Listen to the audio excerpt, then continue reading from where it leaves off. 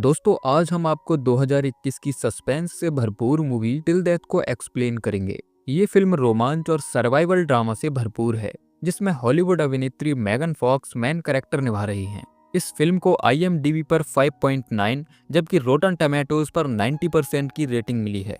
उम्मीद है कि फिल्म की कहानी आपको पसंद आएगी। तो चलिए मूवी स्टार्ट करते हैं। फिल्म की शुरुआत में एमा नाम की लड़की को दिखाया जाता है, जो अपने पति मार्क के साथ एक शादीशुदा रिश्ते में होते हुए भी खुश नहीं है। जबकि मार्क पेशे से एक सफल वकील है, लेकिन वह बहुत कंट्रोलिंग और पजेसिव नेचर का है। वह एमा के हर कदम पर नजर रखता है, इसीलिए एमा इस रिश्ते में खुद को फंसा हुआ महसूस कर रही है। हालांकि उसका टॉम नाम के एक आदमी के साथ अफेयर भी चल रहा है, जो उसके पति मार्क के ऑफिस में ही काम करता है। फिर एमा आखिरी बार टॉम से मिलने होटल जाती है और कहती है कि मैं अब ये और नहीं कर सकती, हमें ये सब रोकना होगा। हालांकि टॉम अगले दिन उसे मिलने के लिए बुलाता है, लेकिन एमा ये कहकर मना कर देती है कि कल उसकी एनिवर्सरी है। फिर वह अपने पति के ऑफिस जाती है और देखती है कि टेबल पर एक कॉन्फिडेंशियल फाइल रखी है। ये फाइल एक सीरियल किलर की थी, जिसने आज से 10 साल पहले एमा पर हमला किया था। तभी मार्क बताता है कि ये किलर जल्द ही पेरोल पर बाहर आने वाला है। हालांकि ये सुनकर एमा को अच्छा नहीं लगता, क्योंकि उसका पति ही इस हमलावर को जमानत दिलवा रहा था।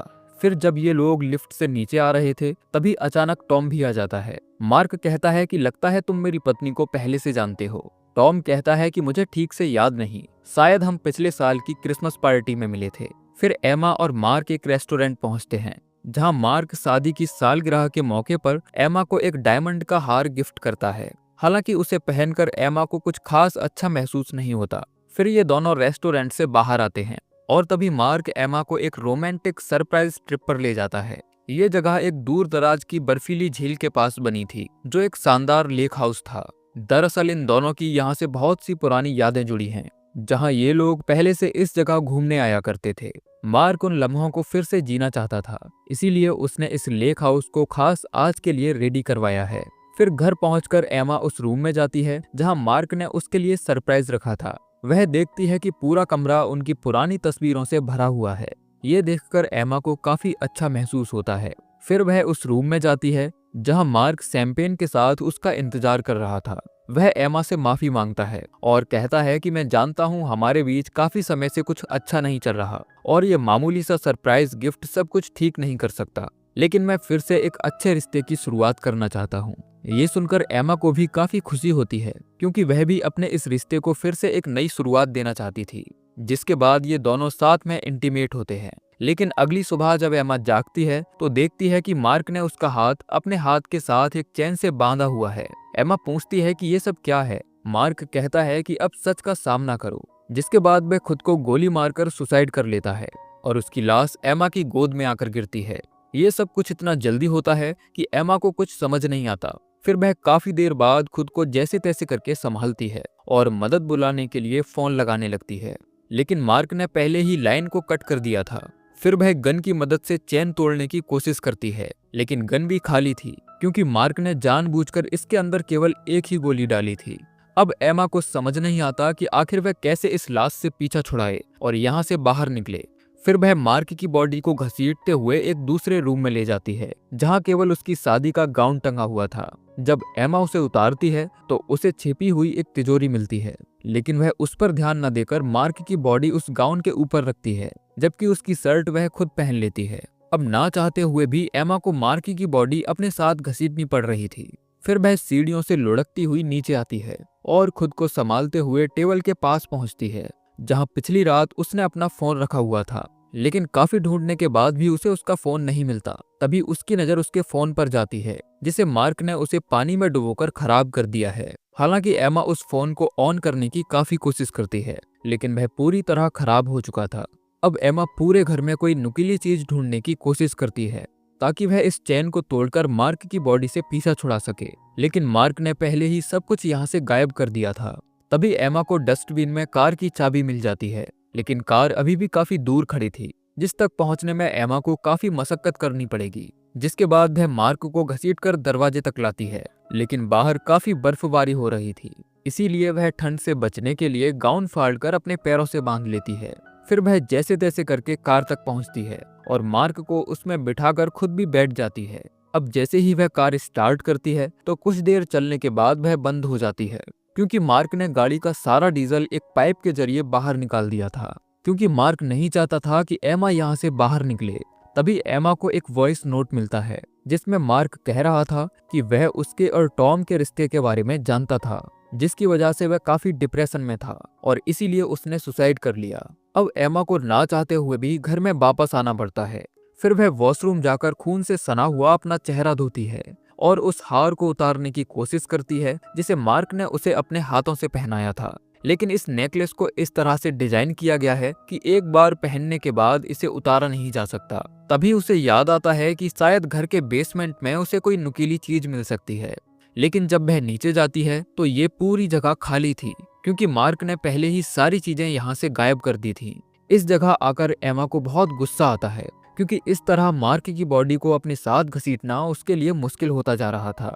फिर वह किसी तरह बेसमेंट से ऊपर आती है और उस कमरे में पहुंचती है जहां टॉम के साथ उसकी तस्वीरें टंगी थीं। साथ ही उस किलर की फोटो भी लगी थी जिसने आज से 10 साल पहले एमा पर हमला किया था। इस कमरे में एक टेप रिकॉर्डर भी रखा था जिसमें एमा पर किए गए हमले की रिकॉर्डिंग थी। दरअसल मार्क ने ये सब एमा को मेंटली डिस्टर्ब करने के लिए किया था, लेकिन एमा गुस्से में सभी चीजें तोड़ देती है। तभी दरवाजे पर उसे किसी के आने की आहट सुनाई पड़ती है। एमा जाकर देखती है तो टॉम होता है, जिसे एमा के नंबर से उसके यहाँ होने का मैसेज मिला था। एमा कहती है कि वह मैसेज जरूर मार्क ने किया होगा। तभी टॉम बताता है कि कल रात मार्क के ऑफिस में रेड पड़ी थी और उस पर सबूत के साथ छेड़छाड़ करने के आरोप भी लगे थे। शायद वह जानता था कि उसकी पोल खुलने वाली है, इसीलिए उसने ऐसा कर लिया। टॉम कहता है कि इसमें हम दोनों ही फंस सकते हैं, इसीलिए हमें पुलिस को बुला लेना चाहिए। तभी उन्हें घर की तरफ आ रहा एक ट्रक दिखाई पड़ता है, जिसके बाद टॉम एमा को अंदर ही छिपे रहने के लिए कहता है, जबकि वह खुद बाहर जाकर खड़ा हो जाता है। तभी कार से जिम्मी नाम का एक शख्स उतरता है जो बताता है कि मैं एक प्लम्बर हूँ और मार्क ने हमें यहाँ पाइप ठीक करने के लिए हायर किया था। लेकिन टॉम उसे पैसे देकर यहाँ से वापस जाने के लिए कहता है, लेकिन जिम्मी बार बार घर के अंदर आने की कोशिश कर रहा था।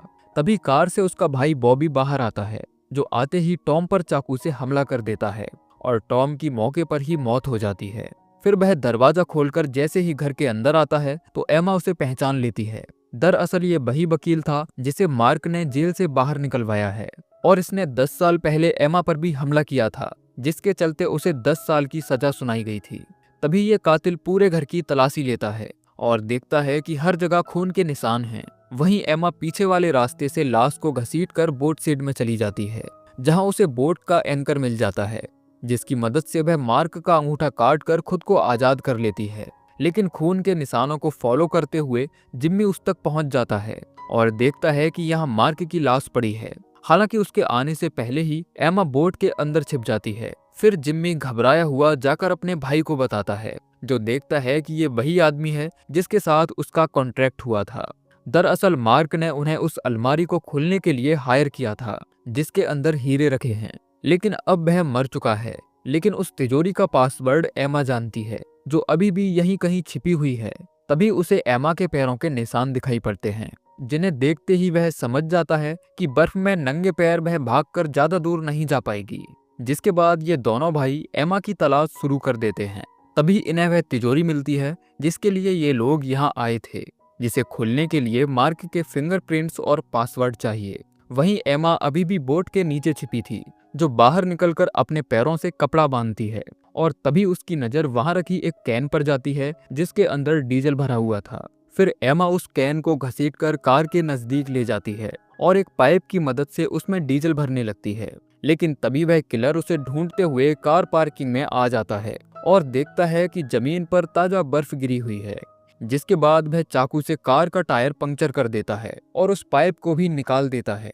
वहीं एमा जो कार के नीचे छिपी थी वह जाकर घर के बेसमेंट में छिप जाती है और फिर किलर को चकमा देकर टॉम की बॉडी के पास जाती है, जिसके मरने से एमा को काफी दुख पहुंचता है। फिर कुछ देर बाद जब ये दोनों घर के अंदर आते हैं तो देखते हैं कि टॉम की बॉडी से उसके कपड़े और जूते गायब हैं। जिसके बाद बॉबी एमा को ढूंढते हुए छत पर जाता है, जहां एमा छिपकर उस पर गोल्फ स्टिक से हमला कर देती है और वह सीधा ऊपर से नीचे आकर गिरता है। जिसके बाद एमा उसकी जेब से कार की चाबी निकाल लेती है।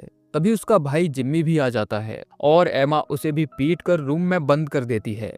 फिर वह भागकर कार के नजदीक जाती है, लेकिन इससे पहले कि वह यहाँ से निकल पाती, बॉबी उस पर हमला कर देता है और उसे जान से मारने की कोशिश करता है।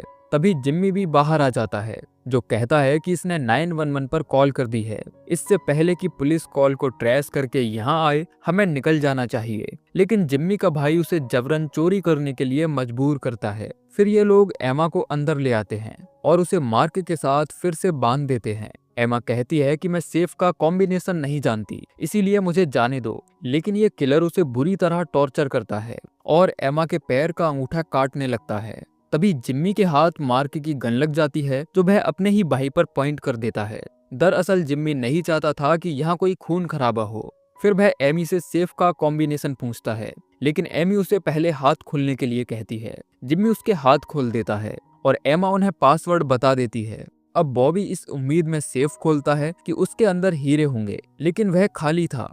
तभी उसे एक नोट रखा मिलता है जिसमें लिखा था कि जिस हीरे को तुम ढूंढ रहे हो वह एमा के गले में है। दरअसल मार्क उस नेकलेस की बात कर रहा था जो एमा ने अपने गले में पहन रखा था। फिर जिम्मी उस नेकलेस को निकालने की कोशिश करता है, लेकिन मार्क ने इसे इस तरह बनवाया है कि ये खुलेगा ही नहीं। जिसके बाद बॉबी एमा को जान से मारने की कोशिश करता है ताकि वह उसका गला काटकर नेकलेस को बाहर निकाल सके। लेकिन जिम्मी जब उसे रोकने की कोशिश करता है तो उसका सर दीवार में लगे हुक से टकरा जाता है और मौके पर ही उसकी मौत हो जाती है। इस घटना से बॉबी को बहुत गुस्सा आ जाता है और इसके लिए वह एमा को दोषी ठहराने लगता है।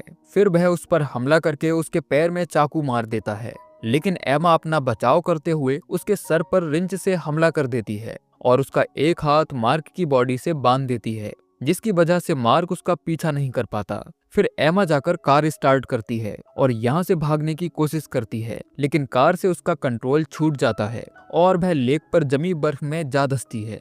हालांकि एमा अभी भी हार नहीं मानती और वह पेट के बल घसीटते हुए लेक पार करने की कोशिश करती है, लेकिन वह किलर एक बार फिर से पीछे से उस पर हमला करता है और उसे जान से मारने की कोशिश करता है। जब ये किलर एमा पर चाकू से हमला करता है तो वह जाकर बर्फ में लगता है, जिसकी वजह से वहां जमी बर्फ टूट जाती है और ये तीनों उस पानी के अंदर चले जाते हैं।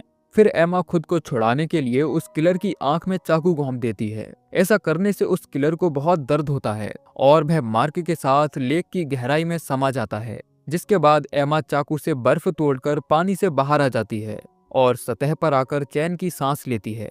साथ ही वह अपनी शादी की रिंग निकालकर उस लेक में डाल देती है, जिसमें मार्क और उसके बुलाए गए भाड़े के टट्टू भी समा चुके हैं।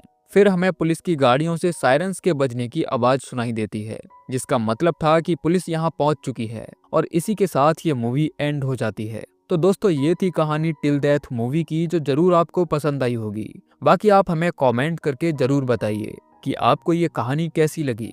मिलते हैं अगली वीडियो में, तब तक के लिए जय श्री कृष्णा।